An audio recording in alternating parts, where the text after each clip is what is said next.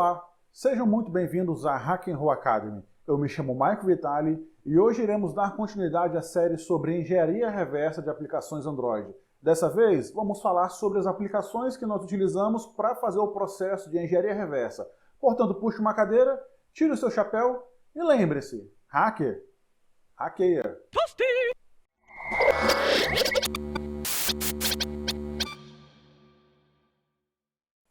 Olá, sejam muito bem-vindos. No último vídeo nós falamos sobre Intent e Intent Filters e hoje, finalmente, vamos começar a colocar a mão na massa, executar alguns comandos e ver como é que é o processo para iniciar a engenharia reversa de alguma aplicação Android.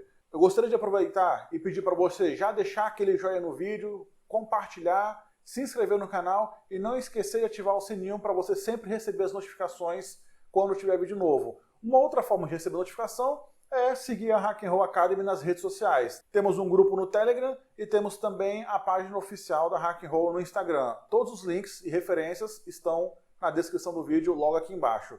As ferramentas que nós formos utilizar aqui também, que possuem disponíveis no GitHub ou algum site na internet, também vou colocar o link para o download delas na descrição abaixo desse vídeo. Então é isso e vamos ao que interessa. Vamos lá. Bom, como eu havia comentado, o objetivo agora é começar a olhar umas ferramentas que são utilizadas no processo de engenharia reversa de aplicação Android. A parte dos slides vai ser curta e nós vamos passar por uma mão na massa, mostrando alguns comandos e algumas ferramentas que nós utilizamos durante esse processo. Vamos lá.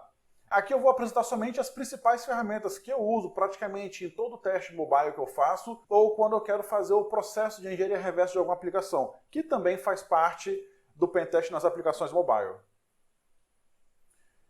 Eu separei as aplicações em um grupo específico. A primeira delas e a mais importante é o ADB, que é o Android Debug Bridge. Essa ferramenta ela é padrão das instalações para quem desenvolve Android e ela é a forma que, por exemplo, que o Android Studio utiliza para comunicar com o aparelho. Você instala ela simplesmente com apt-get install ADB ou instalando o Android Development Tools ou quando você instala o Android Studio ele já vem também com essa aplicação. Ele é padrão para você poder fazer debug de aplicações de ambiente Android.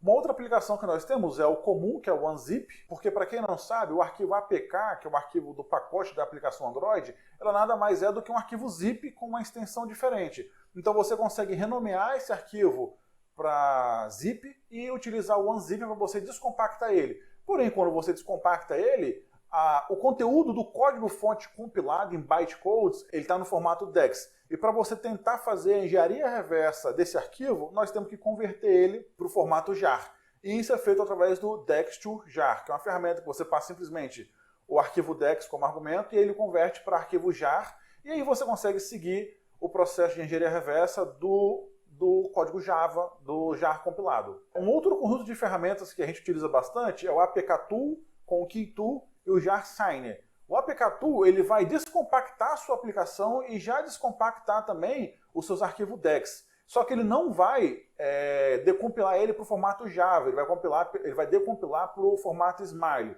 O Smile é como se fosse a linguagem de baixo nível Assembly que a máquina virtual Java executa nos aparelhos. Só que, em vez de ficar dando 3, 4, 5 comandos para você chegar ao que realmente interessa, existem algumas ferramentas que já faz todo esse processo de descompactar o arquivo, de converter o DEX para outras coisas e de você conseguir fazer modificações e até mesmo ele já auto-assinar aquele arquivo.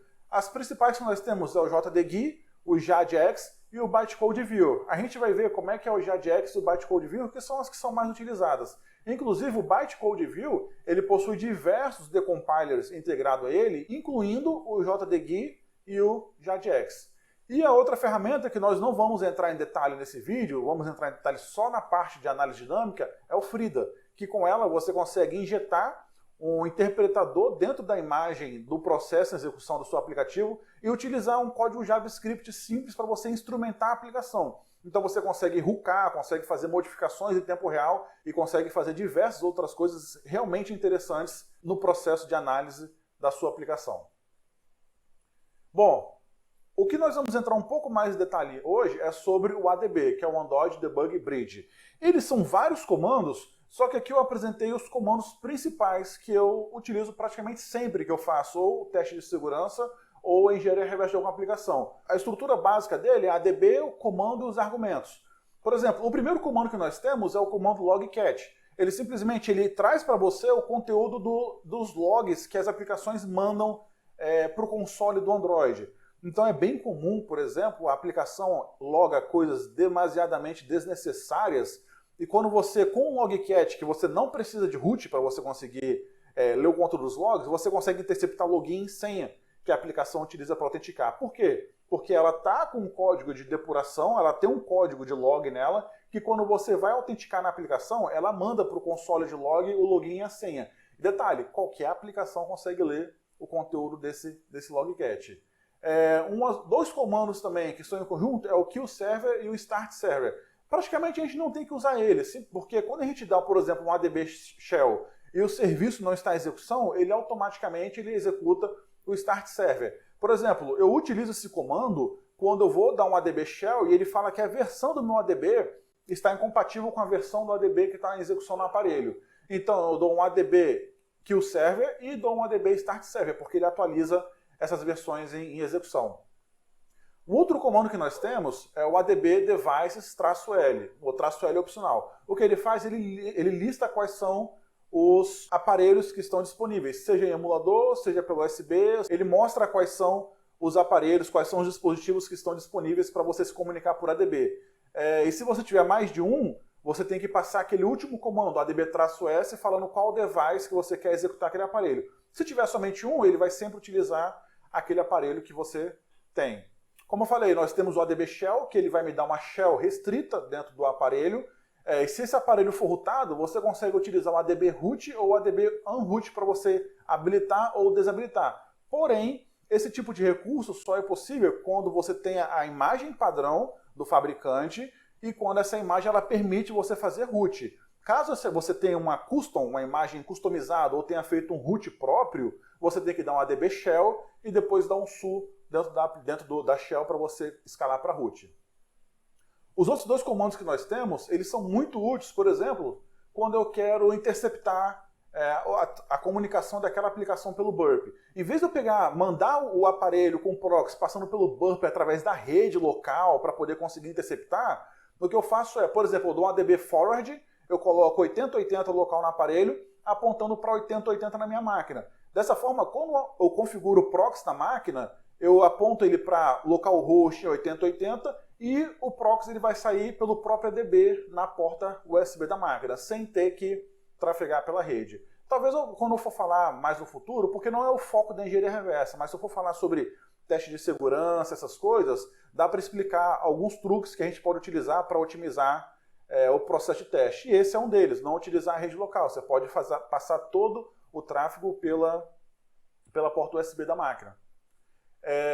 Os comandos que nós temos para poder você fazer instalação e desinstalação, o ADB install, o arquivo APK é o arquivo APK.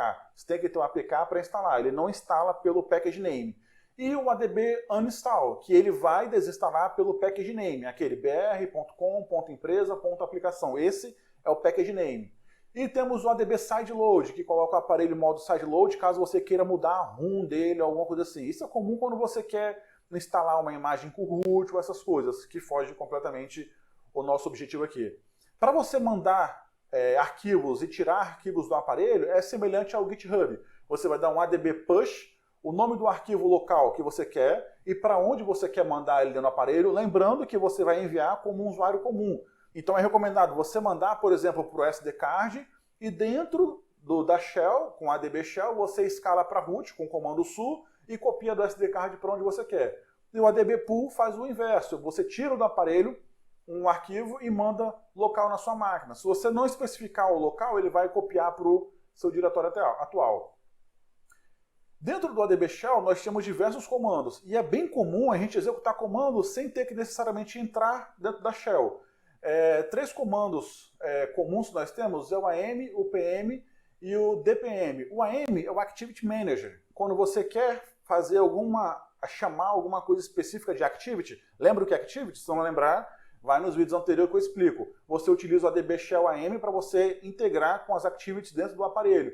O PM é o Package Management, que você tem vários comandos, subcomandos, para você fazer manipulação de de pacotes e pegar informações do pacote que está em execução.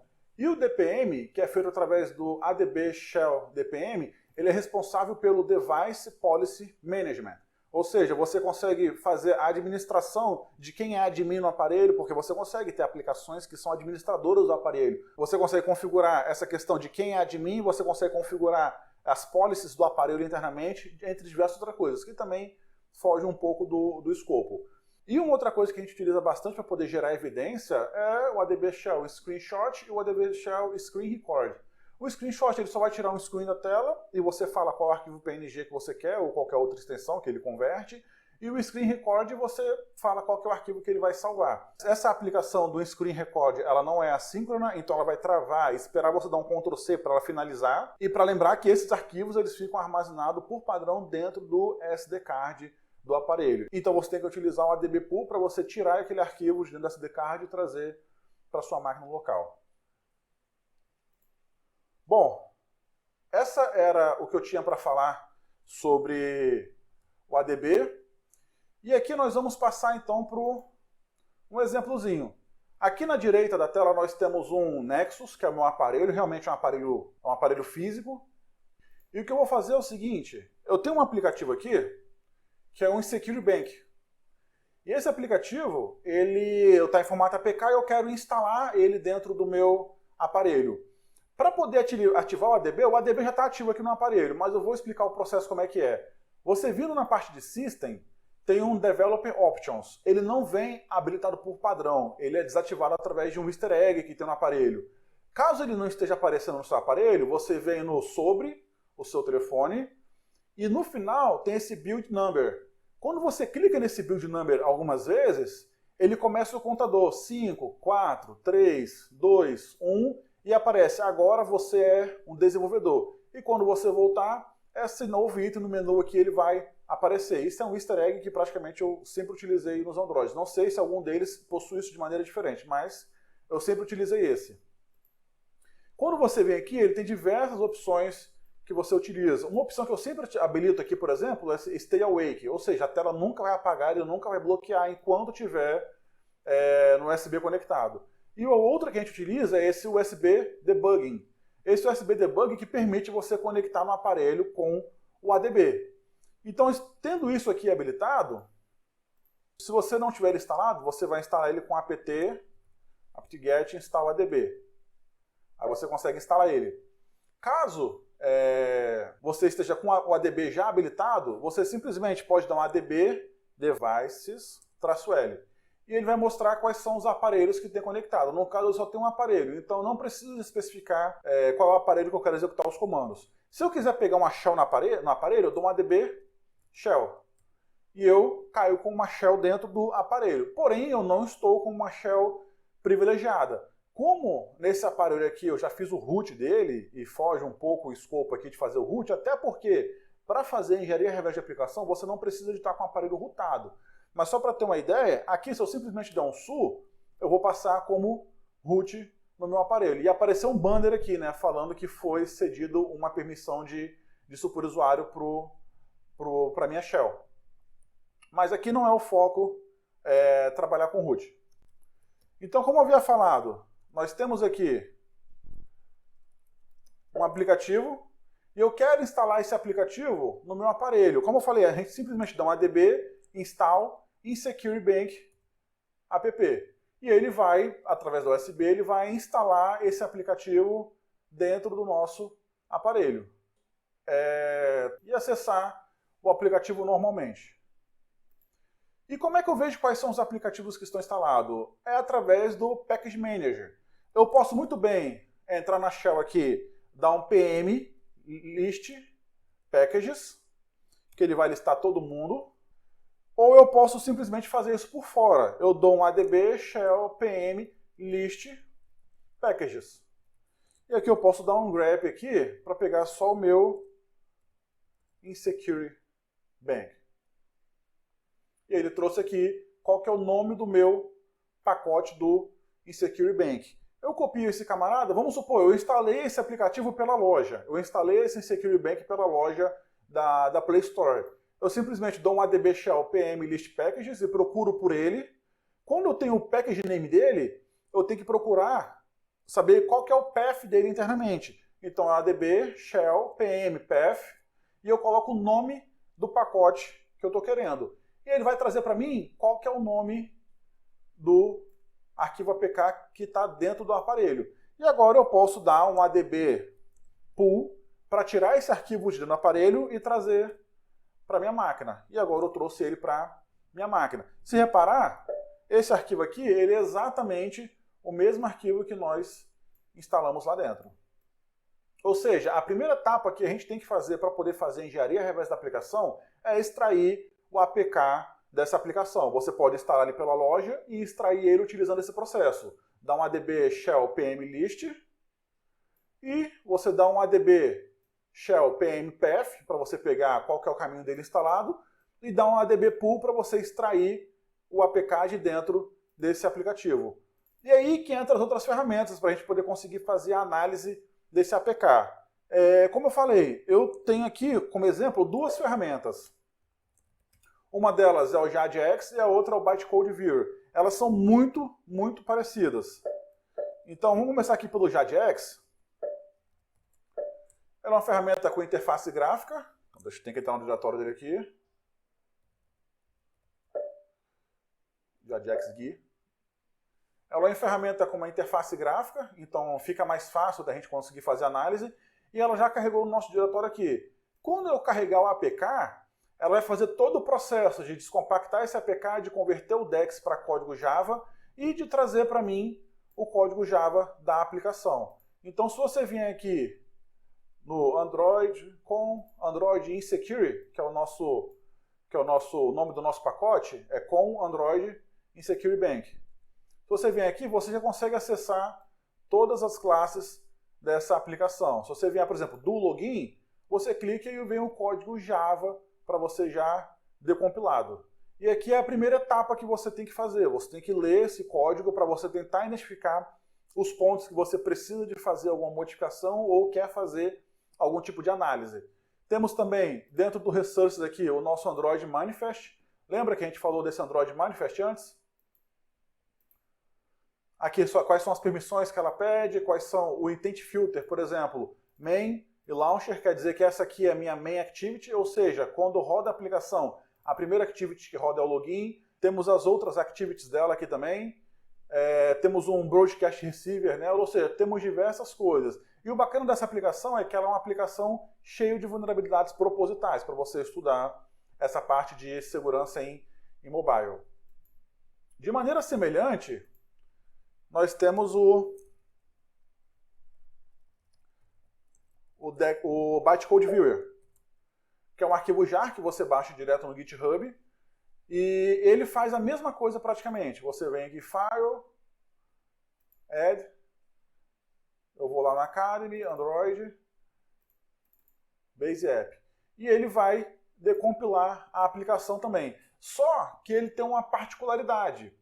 Por quê? Porque, na verdade, ele tem diversos decompiladores integrados a ele. Esperar ele carregar, porque provavelmente ele está carregando dois panels aqui separados, que tem duas barras de progresso. Então ele vai carregar já em dois decompiladores separados. Se você quiser configurar, você pode colocar até 3 painéis separados, verticalmente, e definir qual o compilador que você quer colocar em cada um deles. Por quê? Algumas vezes você quer executar essa ferramenta, você quer decompilar, e um decompilador específico ele tem algum problema na interpretação dos bytecodes e ele dá algum erro na hora de você fazer esse reversing. Então você muda para outro, depois muda para outro, para você conseguir identificar um que melhor se adequa à aplicação que você está fazendo reversing. No primeiro painel aqui, nós temos habilitado, vamos ver aqui, eu vou abrir o mesmo pacote que nós temos com Android Insecure Bank. Vamos abrir aqui um build config. Repara que ele abriu em dois aqui. O primeiro aqui ele foi decompilado com o compilador Fernflower e o segundo foi com Bytecode Decompile. A gente consegue alterar isso aqui, por exemplo, eu quero que o primeiro seja decompilado com Procyon e o segundo seja decompilado com o próprio JADX, que a gente rodou anteriormente. E a gente dá um refresh aqui. e ele vai decompilar esse arquivo aqui agora utilizando essas duas. Repara que existe uma singela diferença entre as decompilações, e isso é muito útil quando você quer fazer a análise da aplicação em pontos de vistas diferentes.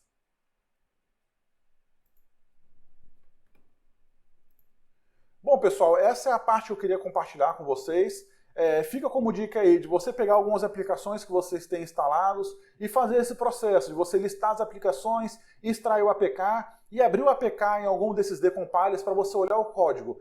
Porém, eu já adianto de antemão que se tiver com DexGuard ou algum tipo de proteção, o código ele vai estar ofuscado e não vai estar tão bonitinho quanto esse código aqui. Mas existem outras formas de a gente conseguir fazer a análise da aplicação, e a gente vai ver isso mais pra frente. Não se esqueça novamente de curtir o vídeo, compartilhar ele, se inscrever no canal e ativar o sininho.